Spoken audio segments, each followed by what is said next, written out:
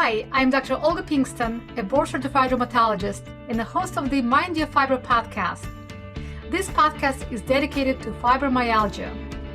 I discuss up-to-date information about fibro, its treatment, the biology and psychology of the fibromyalgia. I cover the pain science education, the complementary and alternative methods available to you now to improve your symptoms. There are a lot of things that influence development of fibromyalgia, trigger fibro flares, and produce other symptoms like IBS or irritable bowel syndrome, depression, and anxiety, and none of them are your fault. In the Mind Your Fibro podcast, you will learn how and why fibro develops, how chronic pain changes your brain, and most importantly, that you're not alone in the struggle, that fibro is real, and how to not let fibro control your life. This podcast provides information only and does not provide any medical or psychological services or advice. Well, welcome back to the next episode of Mind Your Fibro podcast. Today we're talking about why nutrition is so vital for your health and fibromyalgia. Body and mind, or body and brain, are connected. The connection is close and not at all a one-way street. Did you know that stress can affect the heart? The condition called broken heart or Takotsubo cardiomyopathy is generally a short-term or temporary type of heart condition. It can be triggered by intense emotional or physical stress. Common triggers can include the death of a loved one, a serious accident, a fierce argument, an unexpected loss, or sudden illness. These triggers are the reason for the condition's nickname, broken heart syndrome. But there is also a connection from the body to the brain that can also affect the mind or the brain. For example, urinary tract infection or UTI can cause confusion, and the adrenal glands pathology can precipitate a panic attack. So disturbances of the body can precipitate problems in the brain and vice versa. The gut and brain are two organs that are not near each other and are often not thought of being closely connected. But the connection is profound. This connection has been recognized for centuries by ancient doctors and by many cultures. The brain and gut influence each other profoundly and share the same developmental origin. As an embryo develops during pregnancy, the same cells, neural crest cells, rise to the development of the brain, spinal cord, and the enteric or gut nervous system. In fact, the gut's nervous system comprises of over 100 million to 500 million nerve cells. For that reason, it is called the second brain. But it is not only the origin that is similar. The brain and gut are actually connected by the vagus nerve that travels from the brain stem all the way to the gut. Once the vagus nerve reaches the gut, it splits into a web of nerves that encase the entire gastrointestinal system and penetrates the walls of the gut. The vagus nerve signals are like a two-way highway. The brain sends signals to the gut, and the vagus nerve sends the signals from the gut to the brain. The way the body and brain communicate is by using chemicals. If you ever had a headache, you swallow a pill. It is digested by your gut, but it acts on the brain because the chemicals were delivered to the brain via the blood. So the chemicals that are made by the gut bacteria, or chemicals from the food, medicine, or hormones can reach and affect the brain. There are also chemicals that are made by the brain that can reach and affect the gut. These chemicals are called neurotransmitters. Your body makes them, and your nervous system uses them to send messages between nerve cells. That's why they are also called chemical messengers. It is a big part of your uniquely human ability to think, plan, and feel emotions. So the central nervous system, the brain and the spinal cord, with the assistance of the endocrine system, produces chemicals, dopamine, serotonin, acetylcholine. You probably heard of dopamine, perhaps as an expression, dopamine hit. Dopamine is a type of neurotransmitter, a chemical messenger. Dopamine is responsible for allowing you to feel pleasure, satisfaction, and motivation. Dopamine is released when your brain is expecting a reward. Serotonin is another neurotransmitter. The body uses it to send messages between nerve cells as well. It appears to play a role in mood, emotions, appetite, and digestion. It is also a precursor or building block for melatonin, a chemical that helps your body regulate sleep-wake cycles and the body clock. Melatonin is also a medicine you can take for sleep issues. Both the intestines and the brain produce serotonin. You probably heard about it as well. Doctors commonly prescribe selective serotonin reuptake inhibitors, SSRIs, as antidepressants. Fluoxetine or Prozac is one of them. Duloxetine or Cymbalta, and many others. They don't make additional serotonin, but allow the available amount to last longer. Other parts of the nervous system, the autonomic nervous system, the sympathetic and parasympathetic nervous system that produce chemicals that influence the fight or flight or rest responses. If the nervous system is activated in a sympathetic or stress response, the digestion slows down. We don't run away and digest at the same time, or we don't fight and digest. We do one or the other. Digestion is part of the rest time. Many chemicals and hormones are made in the gut that help regulate the fight or flight or rest responses. There's another system called the hypothalamic pituitary adrenal axis. It is part of the neuroendocrine system. It comprises of the brain's hypothalamus and pituitary gland and the adrenal glands that are located above the kidneys. They also produce hormones and chemicals. This system is responsible for handling cortisol, the stress hormone. Under stress, cortisol rises and helps your body handle stress. Once stress is over, it goes down.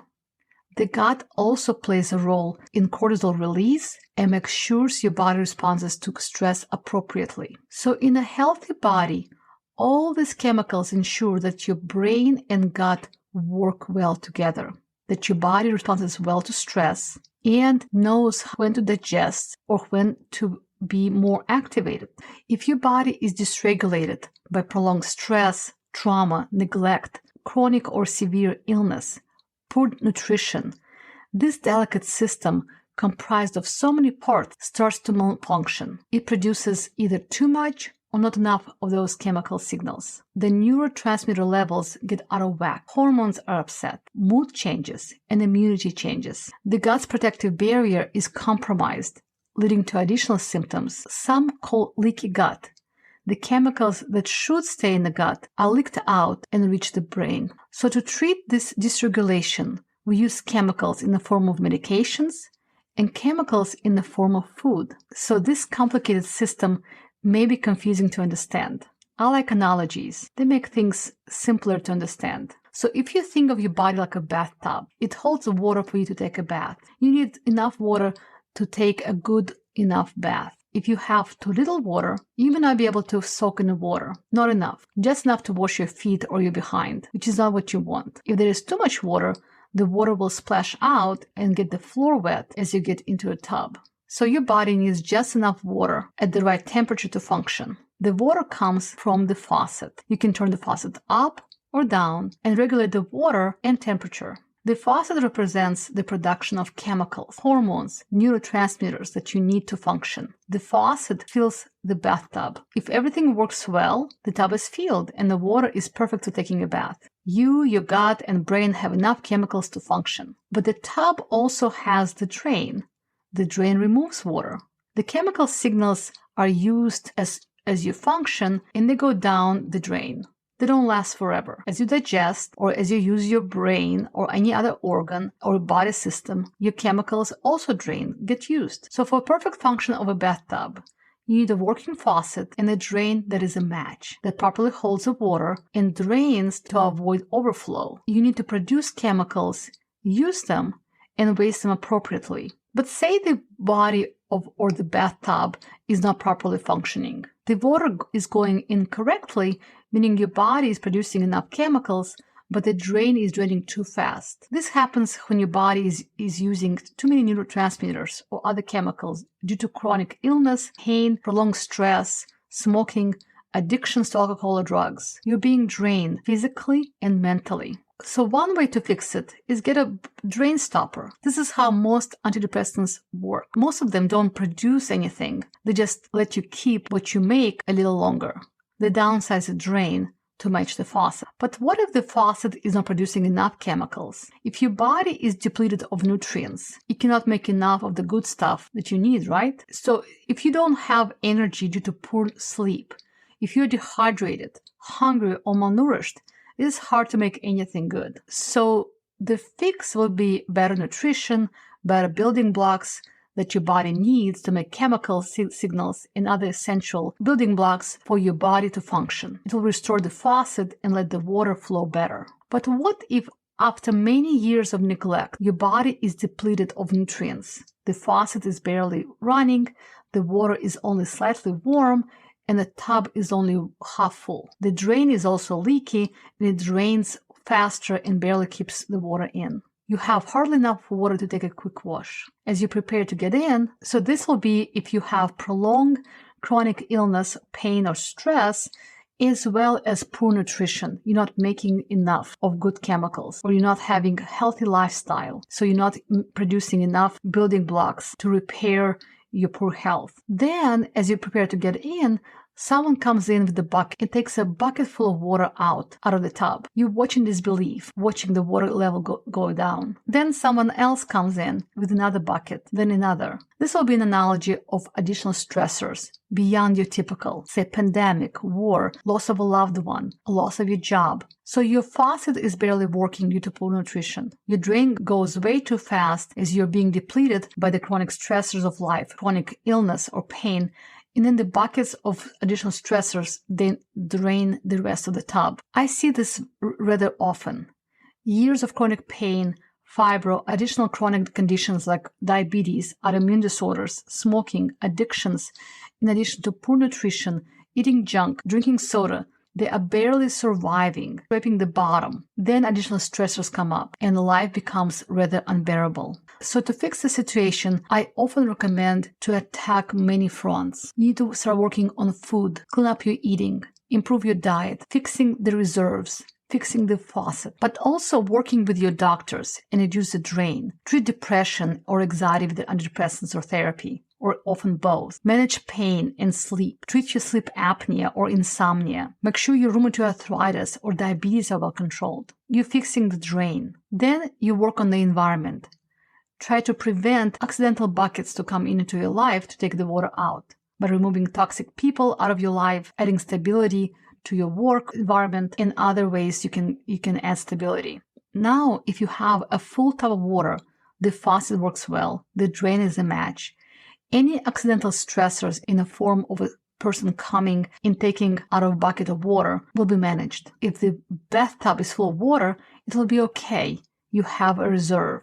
So when the next time you take a bath, think of a faucet, the drain. How much water do you have in the tub? Can your tub take a hit from an additional stressor? Do you have just enough water to wash your feet? What do you do to keep your faucet flowing? How do you treat your drain? Is your drain a match? So if the many previous episodes were about stress and pain management, we were talking about the drain. During the next episodes, we will start talking about how to fix your faucet, your nutrition, and other body functions that keep up with production of essential chemicals and building blocks your body needs to keep you not just alive, surviving, but living well with the enjoyment of taking a long, warm bath. Thank you for listening. I hope you enjoyed it. I'll talk to you next week. Thank you for listening to this podcast. If you enjoyed today's episode, the best thing you can do is to share with someone and leave a review and rating. This helps me support more people just like you move toward better life with fibromyalgia. All you have to do is to go to the platform you're listening on, click the share button or the icon, and just send it to a friend.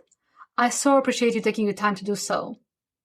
Make sure you sign up or subscribe to this podcast so you can get the most up-to-date information in the new episodes.